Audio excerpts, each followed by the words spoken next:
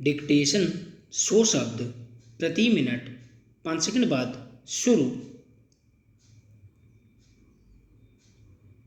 शुरू।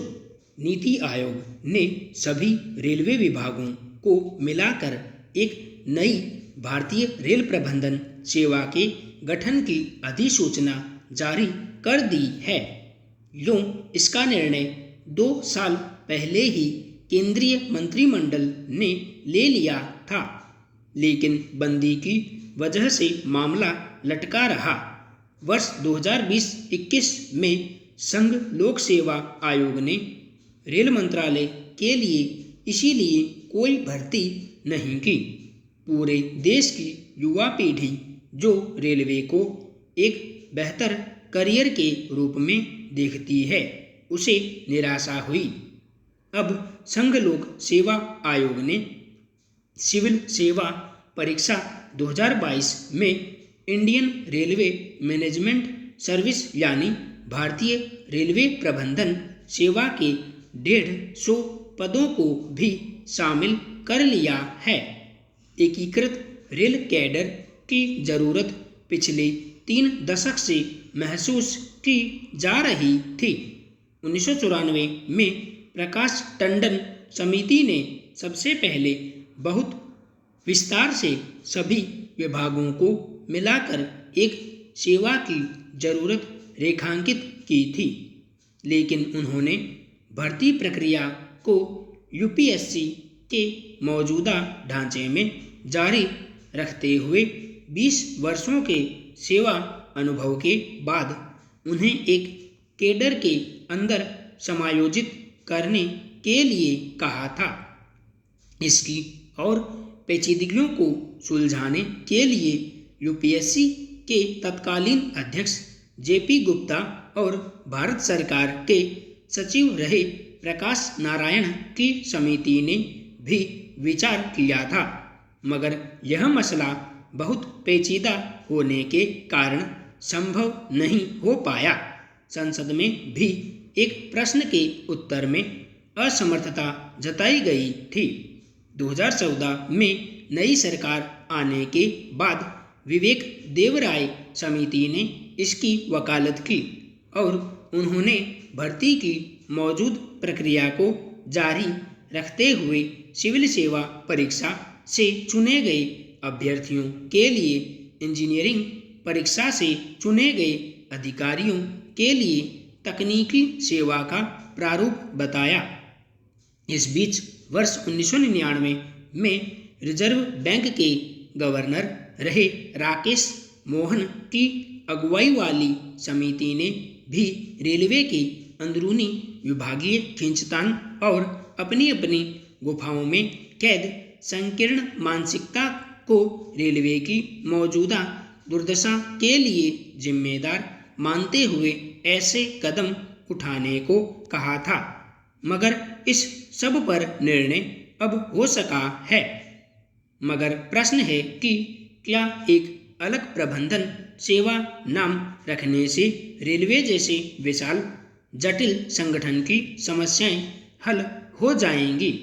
निश्चित रूप से विभागीय अहंकार और श्रेष्ठता बोध से 21वीं सदी के संगठन नहीं चलाए जा सकते, लेकिन क्या इतनी जल्दबाजी में उठाया गया कदम नुकसानदेह तो नहीं साबित होगा? रेलवे मूलतः एक तकनीकी संगठन है जिसमें देश के सर्वश्रेष्ठ इंजीनियर यूपीएससी की इंजीनियरिंग सेवा परीक्षा के टॉपर्स लिए जाते हैं। वैसे ही सिविल सेवा परीक्षा से कार्मिक कैडर में दोनों परीक्षाओं के पाठ्यक्रम, उम्र सीमा, साक्षात्कार के अलग अलग ढांचे हैं और इन्हें पिछले लगभग 100 वर्षों में हर बार और बेहतर बनाया गया है। अब अगर सिर्फ एक परीक्षा से दोनों किस्म के सर्वश्रेष्ठ प्रबंधक चाहिए तो यह इतना आसान काम नहीं है। कश्मीर में रेल बिछाने के लिए हमें इंजीनियरिंग की बारीकियों को समझने वाला सर्वश्रेष्ठ इंजीनियर चाहिए।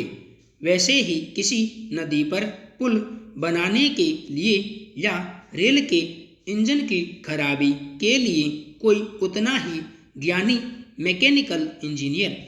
मगर इसका मतलब यह कदापि नहीं कि सामाजिक विज्ञान, इतिहास, राजनीति शास्त्र, अर्थशास्त्र, मनोविज्ञान पढ़ने वाले छात्र रेलवे के लिए कम उपयुक्त हैं।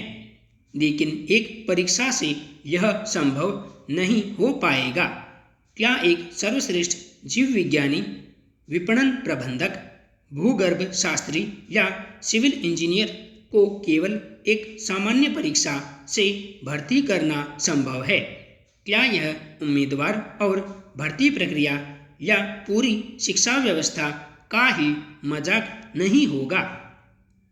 अलोकतांत्रिक तो होगा ही, यूपीएससी पर भी अतिरिक्त बोझ होगा।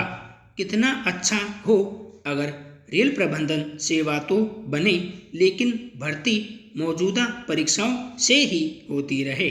इससे पहले लगभग सभी समितियों ने ऐसा ही विचार दिया है। फिर मुकम्मल विचार यह बना कि 15 साल के बाद जो तकनीकी महकमे में रहना चाहते हैं और उनकी ऐसी योग्यता है, तो उनको उस दिशा में आगे बढ़ने का मौका दिया जाए, और दूसरे जो पत्रकारिता या सामान्य कामकाज के लिए उपयुक्त पाए जाएं, उनको उस दिशा में। शायद यही रास्ता भारतीय रेल चुने तो अच्छा रहेगा। उम्मीद है कि ऐसा ही यह सरकार करेगी। एक और गंभीर प्रश्न पैदा होता है कि अगर अलग परीक्षा होती है तो उसका पाठ्यक्रम क्या होगा? परीक्षा देने वालों की माध्यम भाषा क्या होगी? क्योंकि कोठारी रिपोर्ट जो सिविल सेवा में वर्ष 1979 से लागू हुई, उसमें सभी भारतीय भाषाओं में परीक्षा देने का प्रावधान है। हालांकि इंजीनियरिंग सेवा आदि में भारतीय भाषाओं की छूट अब भी नहीं है। यह प्रश्न भी एक नए विवाद को जन्म दे सकता है। भर्ती की नई योजना में न्यूनतम और अधिकतम उम्र की सीमा क्या होगी? क्या यह भी सिविल सेवा परीक्षा की तरह सामान्य अभ्यर्थियों के लिए 32 और आरक्षित पदों के लिए 37 साल होगी? पिछले 20 वर्षों में लगातार भारत सरकार द्वारा नियुक्त कई समितियों ने उम्र की सीमा तुरंत कम करने की सिफारिश की है, जिससे कम उम्र के नौजवान इन उच्च सेवाओं में शामिल होंगे तो उन्हें बेहतर ढंग से विभाग के ढांचे में अनुकूलित किया जा सकता है और उनकी क्षमताओं का भी बेहतर इस्तेमाल होगा। भारतीय प्रशासनिक सेवा को ब्रिटिश शासन से ली गई इंडियन सिविल सर्विस के समकक्ष रखा जाता है। उसमें अधिकतम उम्र शुरू में 19, फिर 21, 22 और 24 वर्ष तक रखी गई थी और यह आज़ादी के बाद भी लगातार जारी रही। पहली बार 1979 में कोठारी समिति ने दूरदराज के गांव में साक्षरता की सुविधाओं को ध्यान में रखते हुए अधिकतम उम्र सीमा 26 से 28 साल की थी, लेकिन 40 वर्ष बाद शिक्षा और साक्षरता की स्थितियां कई गुना बेहतर हुई हैं। मगर आश्चर्य की बात है कि उम्र कम करने की बजाय राजनीतिक दबाव में बार बार बढ़ाई जाती रही है। अगर सचमुच सक्षम प्रबंधक चाहिए तो इस सरकार को गंभीरता से इस प्रश्न पर विचार करना होगा। हमारी संसदीय प्रणाली में कानून मंत्रालय से लेकर सुप्रीम कोर्ट के टेढ़े मेढ़े रास्तों से गुजरकर ही ऐसी सेवाओं के भर्ती नियम बनाना संभव हो पाता है। बदलती आधुनिक तकनीक से लेकर प्रबंधन के नए नए विकल्पों को देखते हुए भी परीक्षा का पाठ्यक्रम बनाना उतना ही चुनौतीपूर्ण होगा और जल्दबाजी में इससे नुकसान हो सकता है। संपूर्ण विराम।